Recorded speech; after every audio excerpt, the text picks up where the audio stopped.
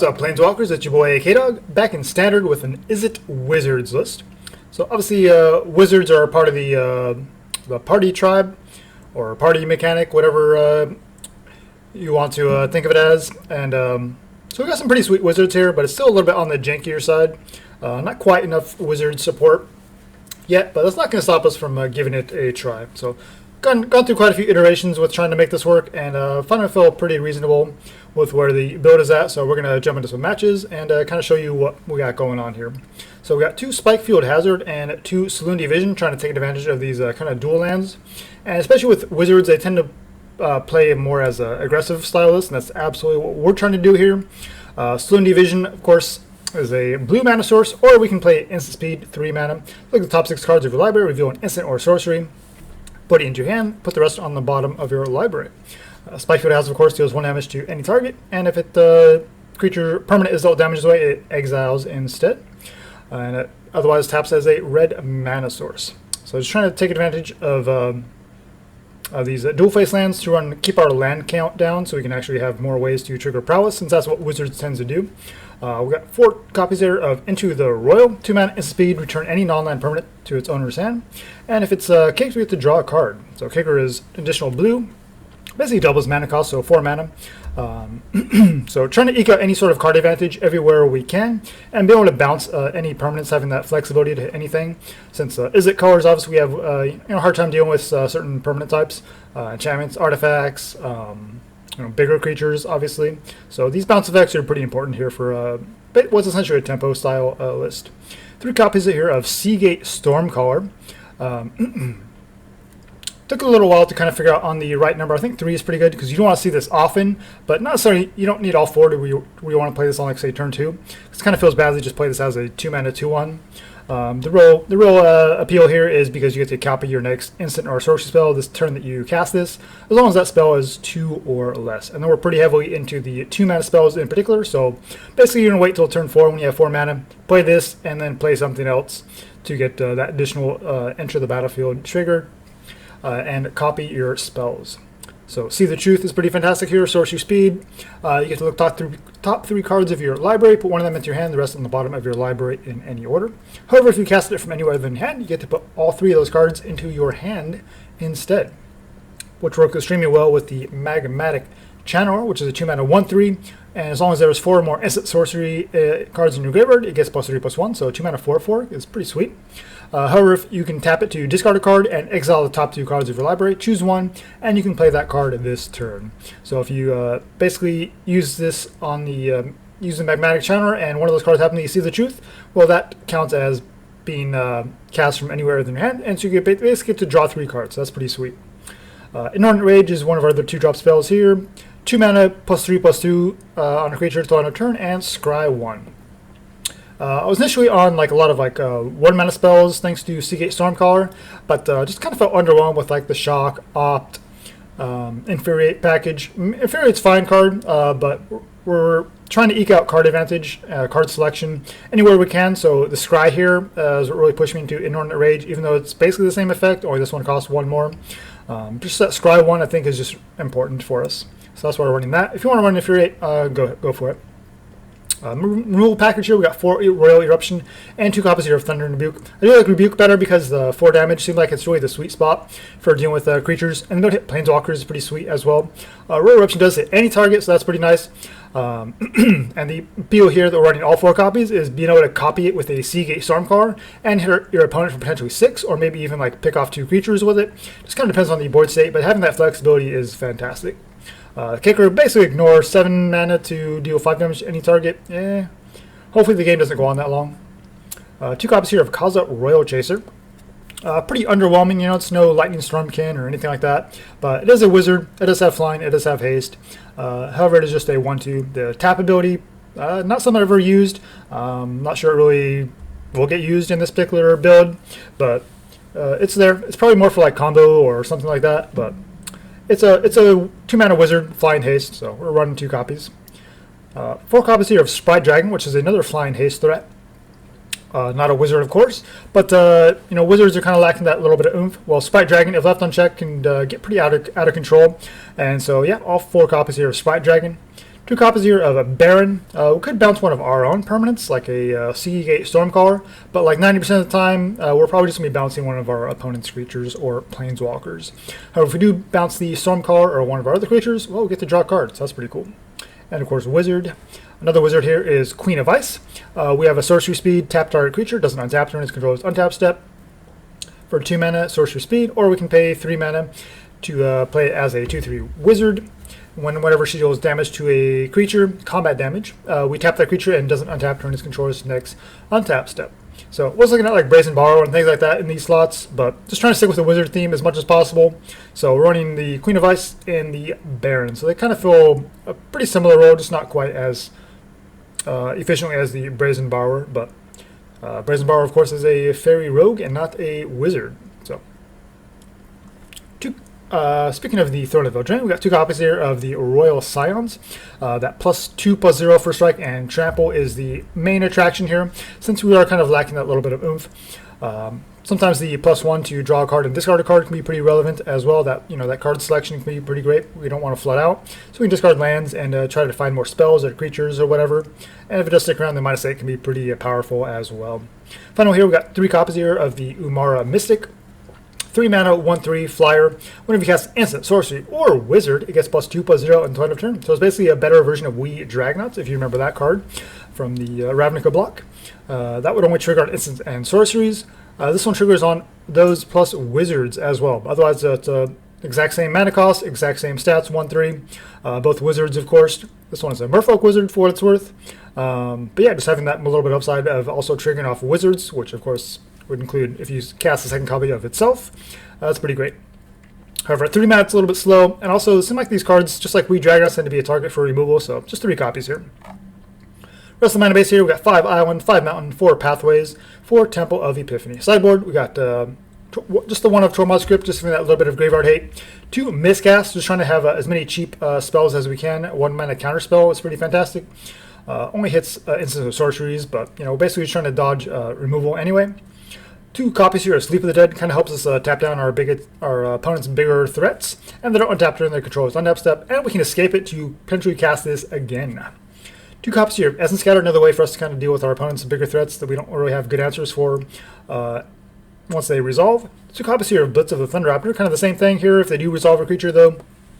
This scales pretty nicely since we are pretty heavily in instants and sorceries, so we can potentially do a lot of damage to a creature and exile it, or creature or planeswalker, so that's pretty fantastic. 2 copies here of Cinderclasm, mostly here for like Scoot Swarm, but could be against any kind of go wide type strategy. Some of our creatures, have 3 toughness, and they'll naturally kind of dodge the Cinderclasm anyway. But this is just Scoot Swarm in particular is such of a nuisance that you have to have some way to deal with it. 2 copies here of Shredded Sails. Obviously, we have a lot of flyers, and things like Emerald Cleave are really a big deal. So Shredded Sails kind of answers both of those in one card, destroys our artifact, or 4 damage to a creature with flying instant speed, and it has cycling as well. So if those aren't, if we don't particularly need any of those modes for some reason, we just cycle it away and try to dig for something else. Finally, we have 2 copies here of Mystical Dispute. Just a very cheap counterspell for. Obviously, we're going to bring this against blue-based decks, so, Dimir Control, Rogue, something like that. So it basically just doing a 1 mana counterspell. Pretty fantastic. That's the deck. Jump into some matches. Alright, against Jormungandr. Gotta go first. Perfect. That's a hand. Pretty good. Island and a mountain. All those beautiful 2-drops. At least 1 spell. And a Barrin, Tolarian Archmage. The question is, what do we lean on first here? Sprite Dragon has most upside. Showing green so far. They could have, Gem Razors or Broken Wings or something, but okay. Mono green Landfall.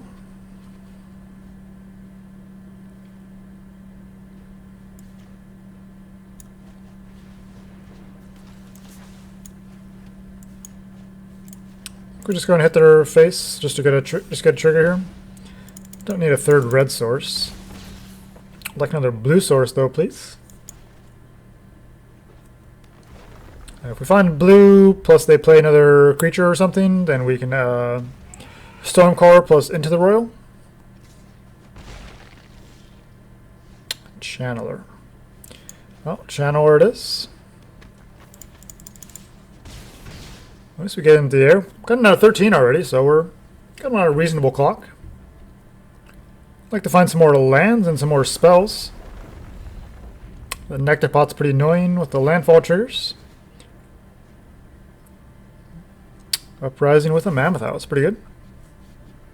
With 1 mana. Do we block the Nectar Pot? What could they have?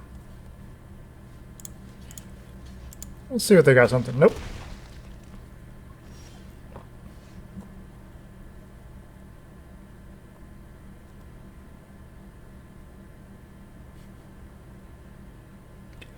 Do need some lands here. So I think we'll just fire this off just to slow them down. And get another trigger. Magmatic Channeler could also help us find lands, but it does say play, so not cast. So they just get their Mammoth back down. Into the land, I'm sure. There it is.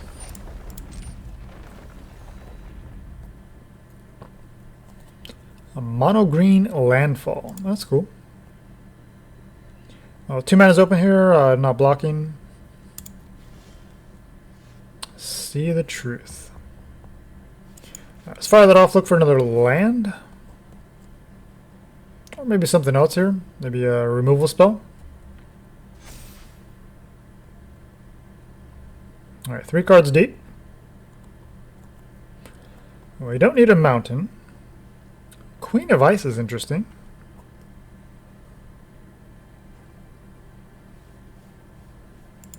Guess we'll take that. We'll see if we can get some value off of that.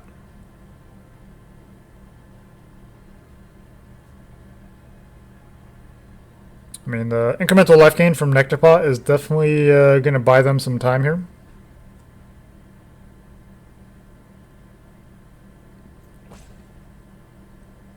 Opponent slow rolling. So it wasn't an easy decision, opponent. I needed some time there to figure that out.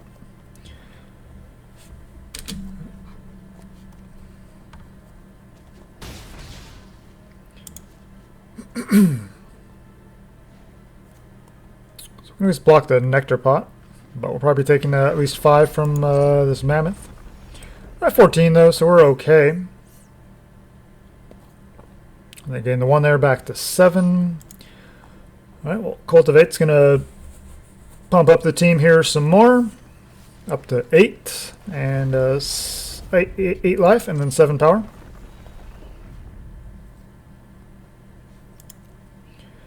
Yeah, we'll just take it.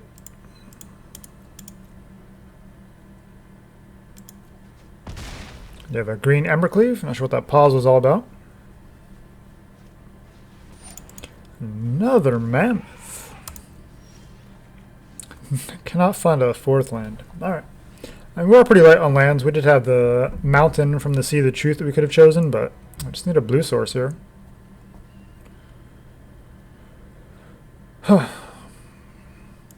Alright, well. Queen of Ice.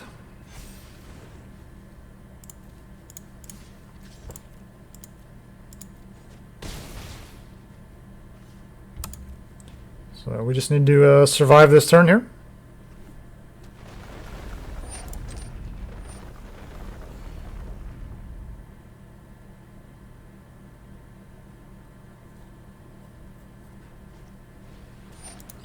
Teju Paragon. Huh. That's just because it's a 2 mana 3/2? Not seeing any party synergy. Yeah, we'll block, just make sure you don't have some kind of a trick. And then I guess you don't have a way to deal with flyers. Okay.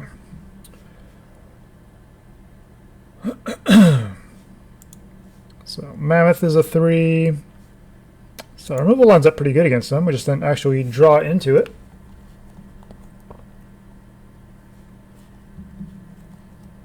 Other creatures are pretty cheap, though, so I'm not sure Essence Scatter is quite good enough.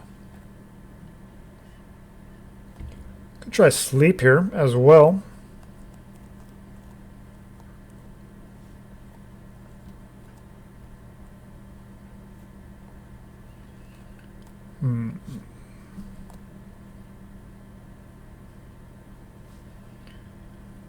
I think we'll just run it back though. I think Sleep of the Dead is probably the only card I'd really give more consideration to. We'll see how this game 2 goes.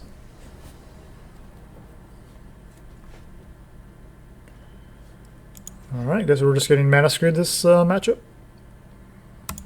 Well, there we got 2 lands. Rebuke and Eruption. So we got our interaction here. So mono green party.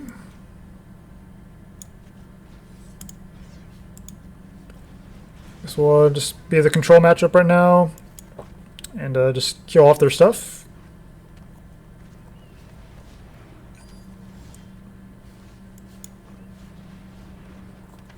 Relic Vial. Cleric Synergy. Let's see. If we go to target it, they can sack it to draw a card. That's pretty annoying.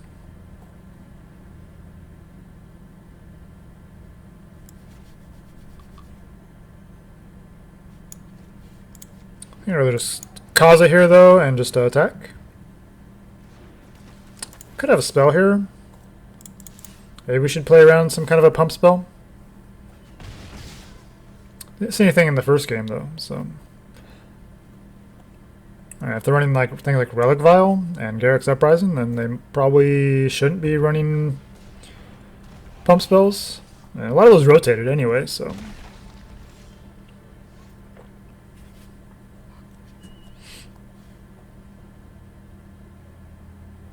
Do they have a way to trigger a landfall?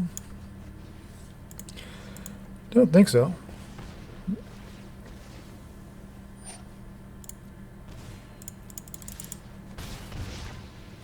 They drain us every time we kill creatures. It's pretty annoying, but 2 of them. Okay. Well, if they just keep attacking us and give us clean attacks back.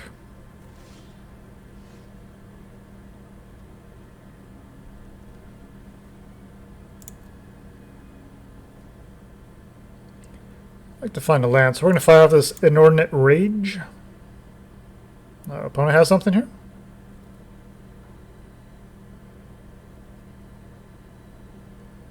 Wildborn Preserver. Haven't seen that card in forever.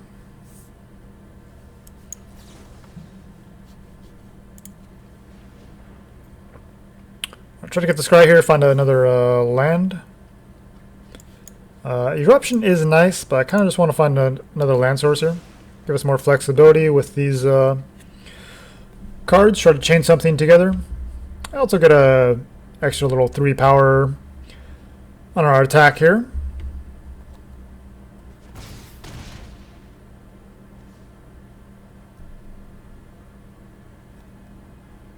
And it puts us 1 card closer to making the Channeler a 4/4. So. Not sure what all those pauses were all about. Mono green party. Some kind of instant speed. Well, the Rogue Vial obviously can be activated as well, so maybe that's... Well, opponent showing no fear, swinging in with their Pack Beast.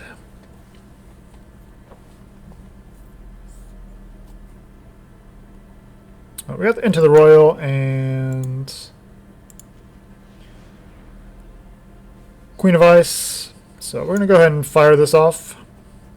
Heroic Intervention. Damn.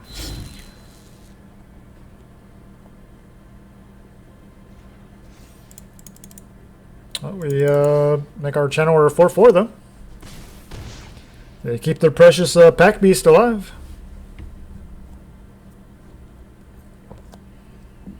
They must not have much going on in hand. I mean, they're still attacking us. Not sure what that's all about.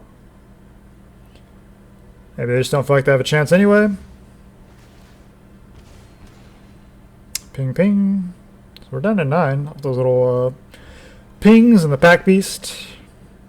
Okay, I guess our Poet.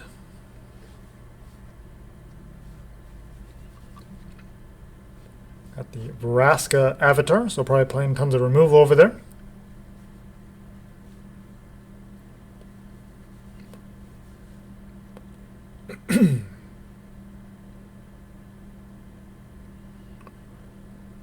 Plenty of interaction, but no creatures.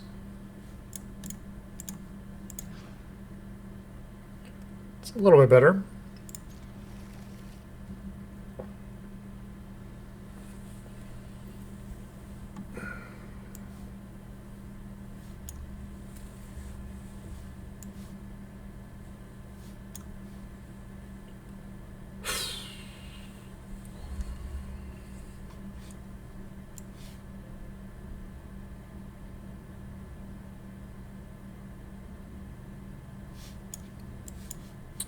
Vision? I don't know. Obviously, Sprite Dragon. Queen of Ice give us some creatures. Oh, there's a land. We'll keep that. So now we're a little red heavy with the Spikefield. That's okay. And we draw another land. It's getting punished big time with keeping the Spikefield.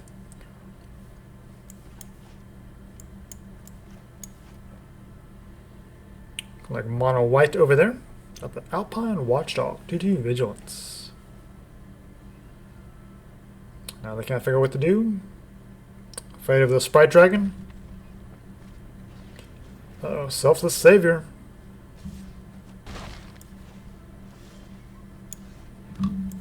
Just Royal Scions. Get a trigger on a Sprite Dragon.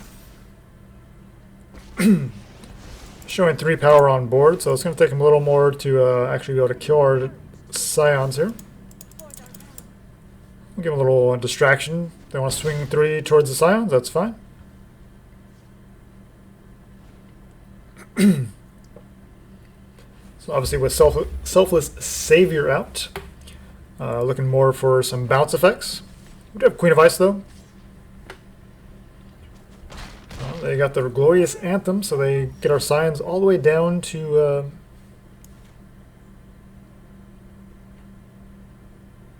1. Oh, tap down your Watchdog.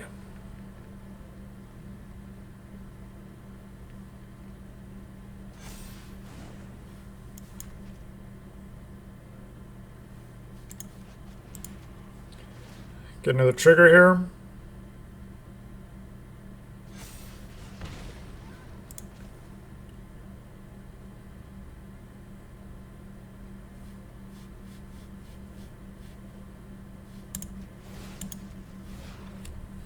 We swing 6.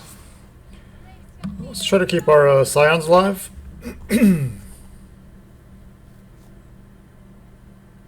Try to.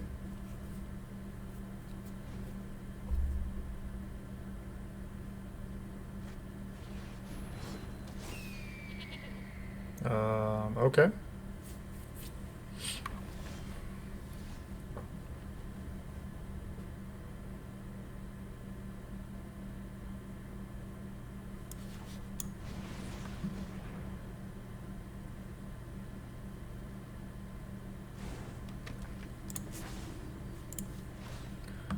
Well, stuck on lands, not finding the bounce spells that we need, so I'm actually going to discard the Sprite Dragon because it's going to take too long to build that up. And I got the 2/4 flyer now. So we got a couple ways to defend ourselves. Well, we did. Not sure what the Caprador is for there. I mean, you're in mono white, you don't have ways to actually get value off it. You're just hoping your opponent is playing burn to do the work for you.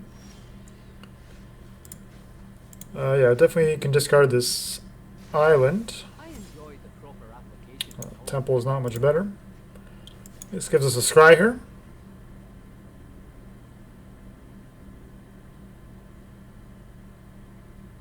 Opponent? Why do you keep looking at your anthem, dude? Come on. Alright, yeah, Steamcaller. Stormcaller. Roil Eruption hit them for 3, I guess. Get another creature on the board.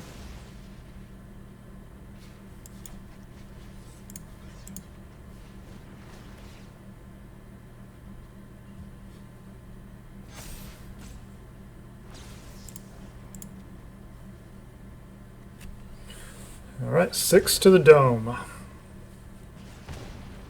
So they're at 8. We have another Eruption in hand, plus 1 on top, so that's 6 more. Bazary Ket. It's pretty good.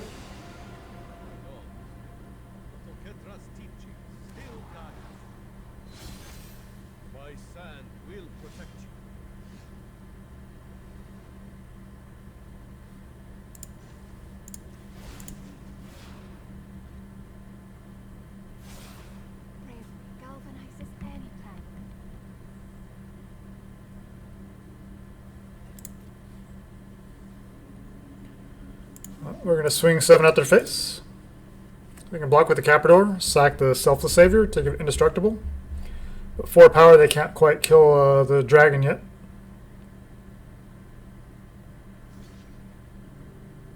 We have Trample as well.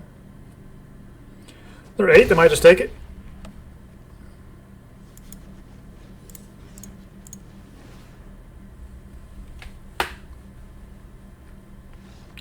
Kind of what I was hoping for, not casting that before combat. Figured they might take a chance on waiting. Whew. Alright, so Cinderclasm. And they just get under all of our stuff so good. These damage spells don't really work against the Caprador. I don't have enchantment hate, so... And a lot of creatures are pretty cheap, so I don't think Scatter, Sleep. I could tap down the Caprador, that could be worth it. I'll rather just bounce it though.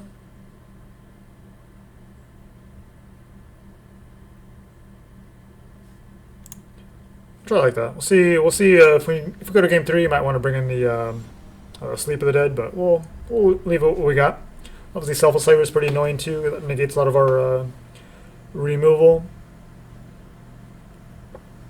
So their deck lines up decently against us because obviously we don't like go wide strategies.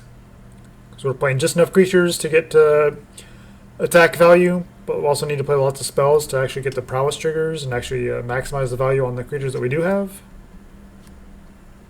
But if we can dodge flyers, then I think we got a pretty good chance. Obviously, I'd love to find a creature here, but we have the Temple and the Royal Scions, so I'm gonna keep. I'm going to keep. All these dual lands in hand, so I don't think we need to keep it untapped. They probably have a creature here, so depending on what it is, we might kill it. Especially without a creature, Royal Scions just on curve isn't really great. But that's a pretty good target to hit. Roil Eruption. Save the Rebuke in case they have something a little beefier, or they get an Anthem out or something like that.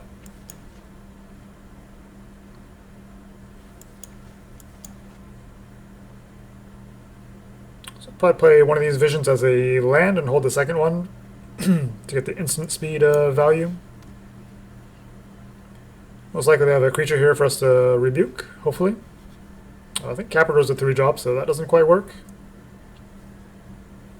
Because it actually likes non-combat damage, so it'll basically just shrug this off and grow bigger.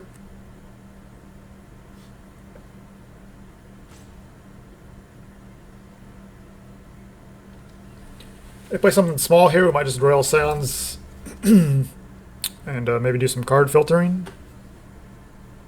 Spikefield Hazard lines up against them reasonably well too, like the Selfless Savior and stuff like that. Or potentially anyway. We'll see what they got. Not sure why they're in the tank about it. 5 cards in hand.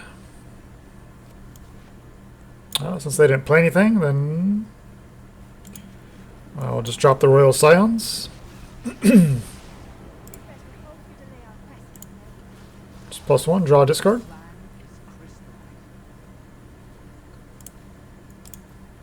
We got Mystic next turn.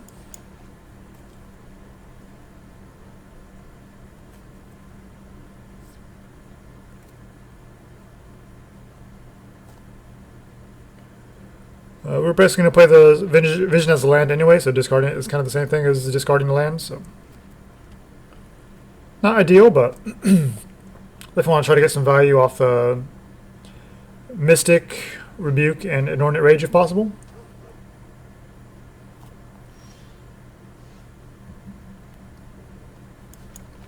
Alright, well, Mystic can always block the Savior.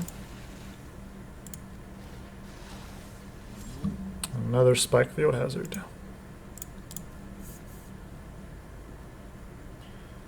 Yeah, we'll save it.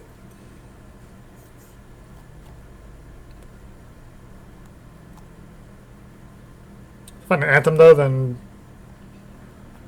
obviously not very good here. But as long as it stays 1-1. Of course, they have the Anthem. Channeler is pretty good, though. Alright, well, this doesn't really do us any good, so we'll go ahead and play it out. Play out you, get the Wizard trigger. We'll plus on the attack. Get in for 5. I got them on a clock now. What you can do about that? Mono white.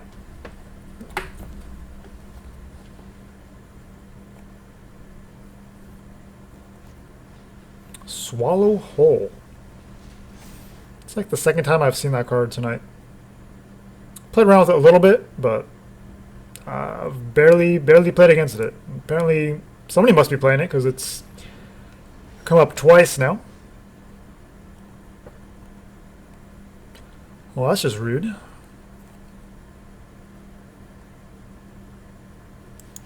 I'll just bounce it. Take their precious counter away.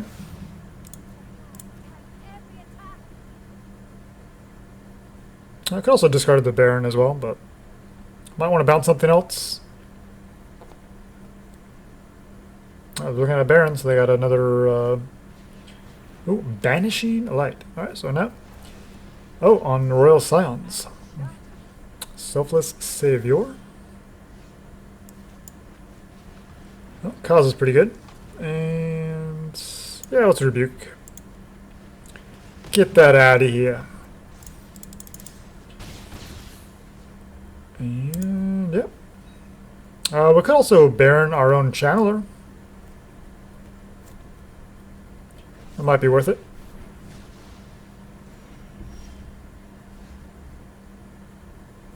So they kill it even though they had it pacified.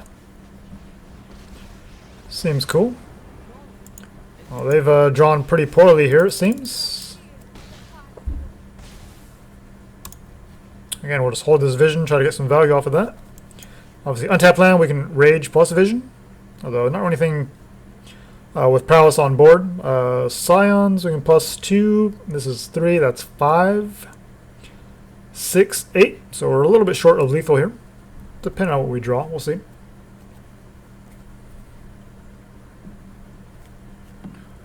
Well, last card in hand. I'm guessing it's not very good because they're slow rolling it here.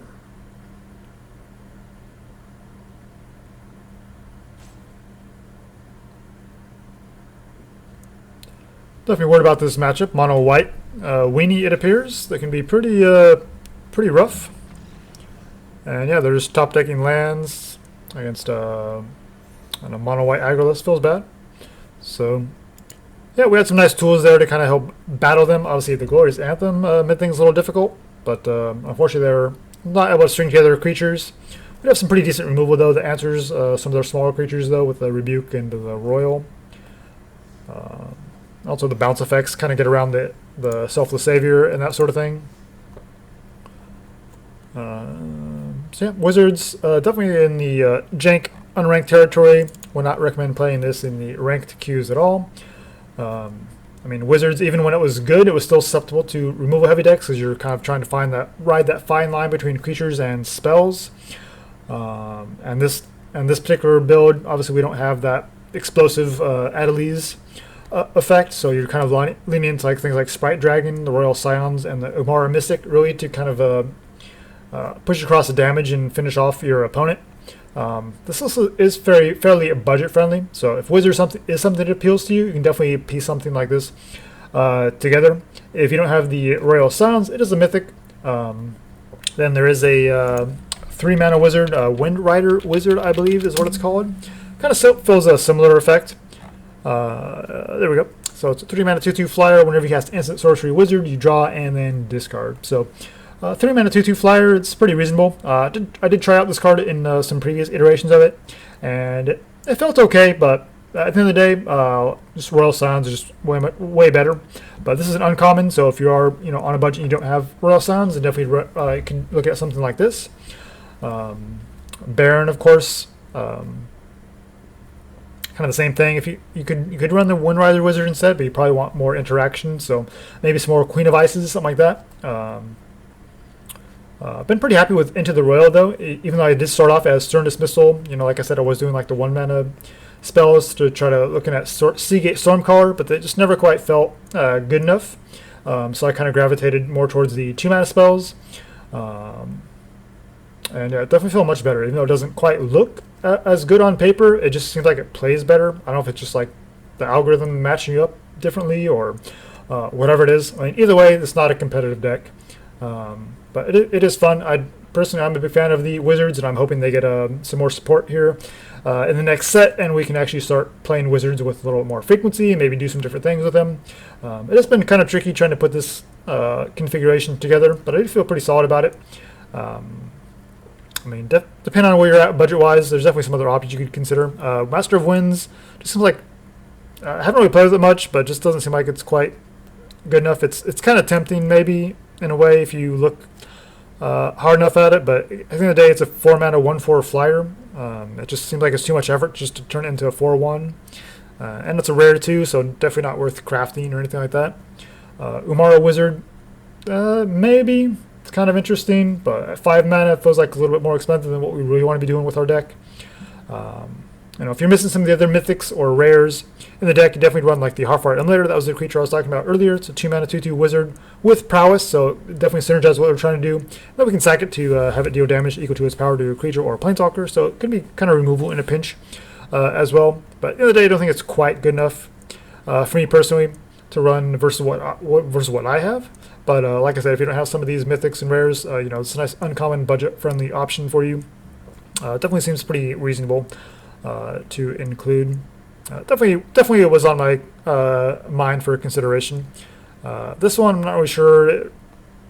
4 mana 2/2, I just don't think that's quite good enough. I mean, this one, Rock Slide Sorcerer, 4 mana 3/3.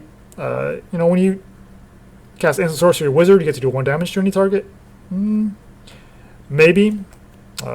It's not quite a big enough fan of it. Riel, we're not doing a whole lot of like drawing, so I don't think that really fits in here either. But it does get +1 for each instant sorcery in our graveyard, so there is that synergy. But it's a mythic rare. I only have the 1 copy, even with all the packs and everything that I try to open to build the collection. So, but yeah, depending on what you have, you could substitute this for some if you don't have some other mythics. Definitely could be a reasonable option. And yeah, a lot of the other wizard synergies I didn't really give much consideration to. Relic Amulet, not really a fan of this card. I think this card is very good. Maybe in Brawl, maybe. I haven't really looked at wizards in Brawl yet. Definitely not enough support to really give that serious consideration, but it could be an option. And there's not really too many of the wizards really that fit well. Gadwick just too expensive in the triple blue and a 2-color deck. Not really. Orem the Apprentice, maybe if you want to lower the curve. It's uncommon, but yeah. So yeah, there's just not too many good options here in Wizards overall. So I just think I've kind of picked some of the better ones, and Sprite Dragon kind of fills the gap here with the Wizards not being quite good enough to kind of be the creature that can be the good enough creature to help you win games actually. And Umara Mystic.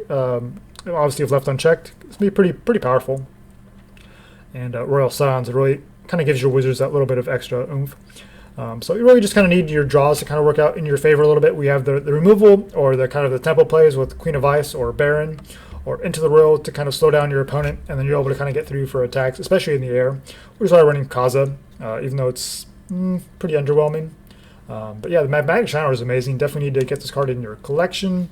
All 4 copies if you can. It's great. Inordinate Rage, I do like the Scry. Definitely think it's worth it personally. But if you want to run Infuriate, Infuriate, it's basically just the 1 mana 3/2 boost instead. You don't get the Scry, but it's cheaper, so definitely could make some sense. And then the Sea of the Truth, you know, I feel like the 2 copies feels pretty reasonable because just looking at 3 cards and get one of them, it's good, but it's nothing like super amazing. It's like the deck just needed more interaction, so we got the Thundering Rebukes here instead of running all 4 copies of something like this. And then Roil Eruption being any target feels pretty good. Even though sometimes the 4 toughness can be more important, but if you can, as long as you can copy that off a Sea Gate Stormcaller, then that's kind of the value that we're looking for. You can kind of hit your opponent, or maybe hit a bigger creature, hit 6 damage, if you have to. But in that case, obviously Thundering Rebuke is a little bit better in those matchups. But we do have, obviously the Essence Scatter, Sleep of the Dead, Blitz of the Thunder-Raptor out of Sideboard can help us deal with some of the bigger threats like Elder Gargroth and that sort of thing. If you're into wizards, then yeah, definitely this is an option for you, or something to kind of consider as you're kind of building your own wizards deck. If you're not really into wizards, we'd have some good number of rares and mythics that probably aren't worth crafting if it's not really your style, because it's deck isn't quite that competitive yet. But if you're a wizards fan like me, there you go, another option for you guys to consider. So thanks for watching, guys. Till next time, make sure you jank with a perp.